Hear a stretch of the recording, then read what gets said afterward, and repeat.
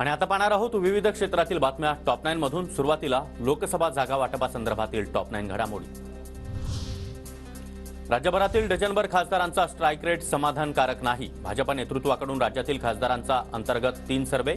Strike rate चांगला नसणाऱ्या खासदारांचा पत्ता कट होणार, सूत्रांची माहिती। भाजपने महाराष्ट्रामध्ये लोकसभेच्या 35 जागा लढवाव्या। संघाच्या यंत्रणेकडून भाजपच्या वरिष्ठ नेत्यांना सल्ला। भाजपला 35 जागा मिळाव्यात, राज्यातील नेत्यांचा देखील दिल्लीत आग्रह। भाजप शिवसेनेमध्ये यवतमाळ, वाशिम, उत्तर पश्चिम मुंबई त्याचबरोबर हिंगोली आणि नाशिकच्या जागांवर चर्चा, सूत्रांची माहिती। तर शिवसेनेच्या या 4 जागांवर टांगती तलवार।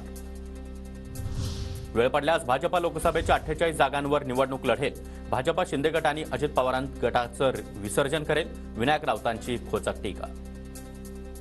त्याचं जे वैशिष्ट्य आहे, जोपर्यंत ज्याचा उपयोग करून घ्यायचा तोपर्यंत त्याला गद्दारी करून फोडायचं आणि गरज संपली की त्याला अरबी समुद्रात विसर्जन करायचं। त्याच पद्धतीनं आता शिंदे आणि अजित पवार गटाचं विसर्जन करतील आणि भारतीय जनता पक्ष वेळ पडली तर 48 जागावरही निवडणूक लढवेल, अशी आजची त्यांची मानसिकता दिसते।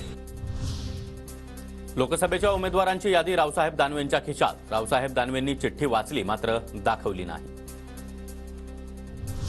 महाविकास आघाडीमध्ये विदर्भातील 10 जागांचा गुंता। रामटेक, यवतमाळ, वाशिम आणि बुलढाण्यावर ठाकरे गटाचा दावा, तर रामटेकच्या जागेवर काँग्रेसचा देखील दावा। ठाकरे गट 23, काँग्रेस 15, तर शरद पवार गटाला 10 जागा मिळणार, सूत्रांची माहिती। 23-15-10च्या फॉर्म्युल्यावर महाविकास आघाडीमध्ये शिक्कामोर्तब होण्याची शक्यता, तर वंचितला 4 ते 5 जागा मिळण्याचा अंदाज। जो काम करतो त्यांना तिकीट मागण्याचा अधिकार, पण तिकीट देण्याचा अधिकार हा हायकमांडचा। चंद्रपूर लोकसभेच्या जागेवर शिवानी वडेट्टीवार आणि प्रतिभा धानोरकर यांच्या नावाच्या चर्चांवर विजय वडेट्टीवार यांची प्रतिक्रिया। पूर्वा वळसे पाटील निवडणूक लढणार असल्याच्या चर्चांवर दिलीप वळसे पाटलांचं स्पष्टीकरण। मुलगी निवडणूक लढण्यास इच्छुक नाही, वळसे पाटील यांची माहिती। पूर्वाताई काही निवडणूक लढवायला इच्छुक नाही, सध्या तरी नाही।